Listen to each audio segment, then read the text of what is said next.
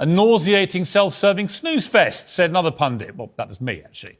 The guy who sues every publication he can think of for invading his privacy is now emailing America's #1 gossip magazine to give them all the inside lowdown on his 40th birthday. Piers Morgan takes Meghan Markle and Prince Harry to task like never before. From their endless hypocrisy to their constant royal bashing while cashing in on those titles, Piers pulls no punches. Viewer discretion is advised. This clip contains weapons-grade hypocrisy. I wonder what would have happened to us had we not got out when we did. Our security was being pulled. Everyone in the world knew where we were. I said, we need to get out of here. We are on the Freedom Flight. Meghan is as low-key as a neon sign in Times Square. These two love the spotlight and play the victim card whenever they get caught. To see this institutional gaslighting. I wasn't being thrown to the wolves, I was being fed to the wolves. Harry talks about institutional gaslighting, but the only gaslight I see is the one flickering above their Netflix contract. Institutional gaslighting, says Harry. Do you think he even knows what that means? They were happy to lie to protect my brother. They were never willing to tell the truth to protect us. They were happy to lie to protect my brother. Who? The royals? Me? The media? Who is it? The irony is earth-shattering, isn't it? Harry and Meghan are the Duke and Duchess of gaslighting themselves. The entire show is a cynical attempt to manipulate viewers into questioning their own recollections of reality. And if we learned anything at all from the first 3 hours of this $100 million wine-a-thon, it's surely that this dismal duo wouldn't know the truth if it smacked them around their smug chops.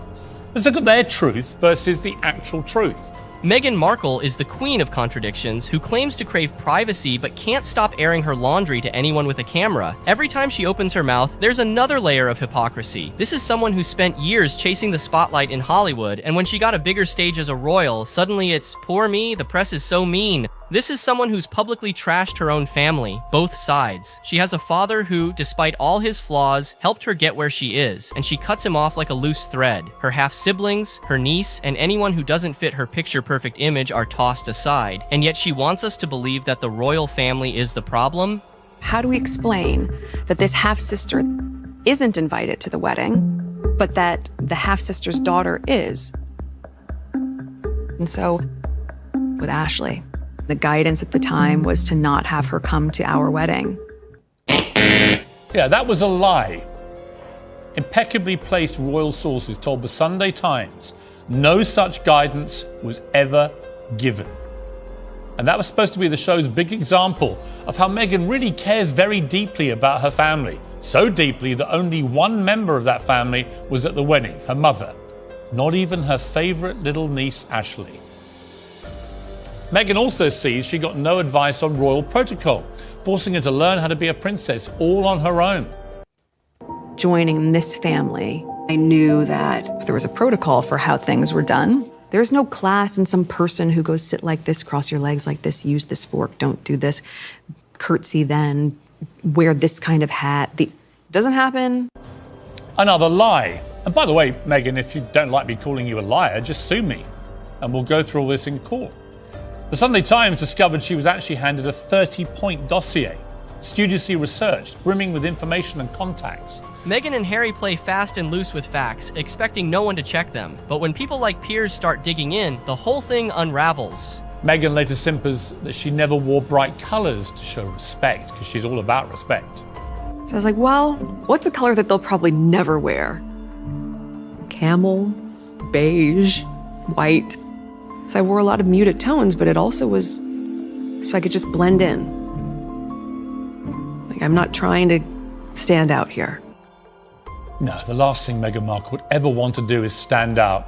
But it's all another lie. Photos taken by the evil, bigoted British press show her wearing pretty much every colour in the rainbow. Ignored even the story of their romance and engagement.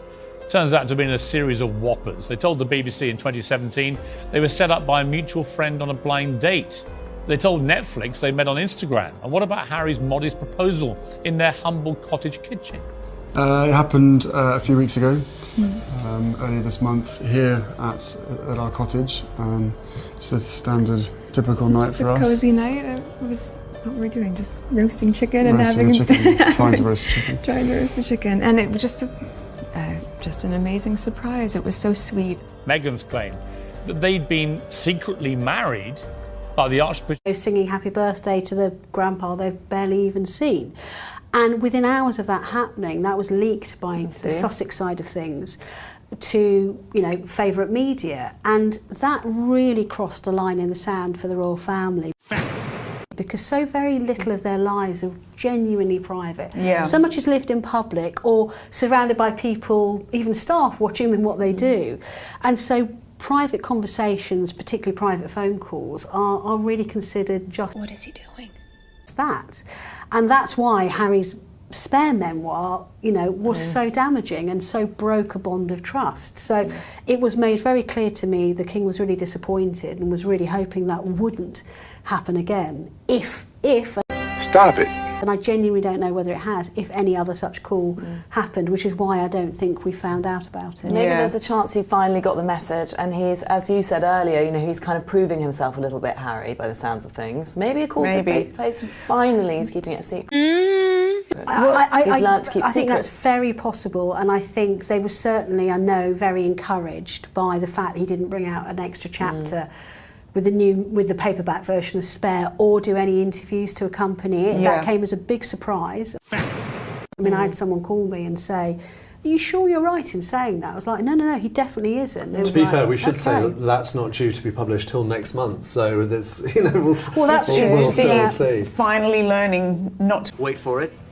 Infringe his own privacy. Yeah. It's like, you know, well, watch the great space. irony. Yeah. Now, Richard, whether or not you agree with it, it does seem to feel like there are voices emerging on both sides of, you know, What? here and the Atlantic and America, that there is talk of at least the idea of some sort of rapprochement.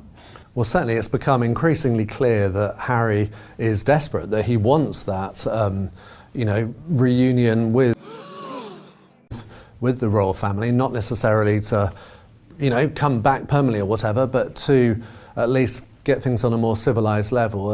And I do think that those birthday wishes indicate that the royal family is responding to that. So, You serious? we'll see where this takes us. Now, Charlotte, you never disappoint when it comes to bringing the mischief, and you wrote a piece at the weekend listing the 40 people for his 40th that Harry would have to make up with before he could have a role in England again.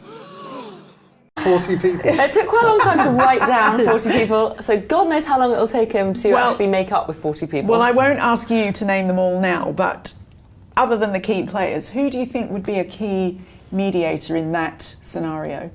Very good question. There are so many it could be. I think one of them is Mark Dyer, because Mark Dyer is Harry's closest friend, really. He's a little bit older than Harry, and he's like a sort of mentor, godfather, father figure in his life. And he's also a sensible army man, and he's very much on Team Harry. So He's serious old, man. Harry will trust him, and Harry really trusts him. But I can see him communicating with William, because William will understand that he's a sort of reasonable army, sensible head on his shoulders, and he's always given Harry good advice. Harry's not always listened. Fact. So that's a glimmer of hope there. And the other one is Tom Van Strabansy, because there's this... Sorry, what's that name? Tom Van Strabansy. Well done. I can spell it too, which I learned when I wrote that piece. Yeah. I think it's always fascinated me that William is... Hey, y'all, come look at this. ...best friends with Tom Van Strabansy, and Harry is truly best friends with Tom's brother, Charlie Van Strabansy. And I love posh names. I know. And Charlie's wife is one of the few people that Meghan is friends with in the UK, and one of the very few women that she really kept in touch with. And I just think those Van Strabansy boys, I'll just say it one more time, could really be the kind of, I don't know, mediators, because they've got one each, the warring brothers, and they... Stop it. They could be brought together, and they did. They used to hang out the whole time and be a real squad. Everyone should have a Van Strabansy. Oh. Everyone. I think we've said it 6 times now. Exactly. Well, now, Rebecca, this could be put to the test, because isn't Harry coming back to England, we understand? He is coming back on September the 30th in his role as kind of global ambassador for Well Child, which is actually a brilliant charity that looks after, you know, seriously ill children and the You serious? Families and the people that care for them. And it's a charity he's been involved in. Gosh, I remember covering engagements with him there, you know, must be 15, 17 years ago. So, and it's one he's been passionate about. And he normally comes back for their annual award ceremony each year, and he is doing it. They've confirmed it now this year. He's going to be giving a speech, presenting an award. Obviously, a lot of speculation about whether there might be family reunions at the same time, but I wouldn't necessarily count on that. Well, King Charles is unlikely to be in London at that time, isn't he? So do you think they'll see each other, or is it a case of people whispering about royal conciliations? Getting a bit overexcited. I suspect there's a bit of either wishful thinking, slow stroke, people being overexcited. So the King and Queen Camilla have got a big engagement in Scotland on the Saturday. They're going to the Scottish Parliament. So you serious? Very significant event. Harry's event's on the Monday, and while no one's saying quite yet, I've been led to understand that the chances are he will be staying in Scotland. So there could be a change, but unless Wait for it. It would be having to go up and see him, and I think that's quite unlikely he'll do that. Well, Richard, it seems that the Sussexes still have lots to think about at home, because there was a rather, I'd say, savage story in Wait for it. The Hollywood Reporter about a certain Duchess Difficult. Gosh, yeah. I mean, the Hollywood Reporter is a respected publication. It's not very sensationalist. You know, it reports on all the industry in Hollywood. Gosh, the language in this report, essentially, it was about how staff have found it working for Harry and Meghan, and particularly Meghan.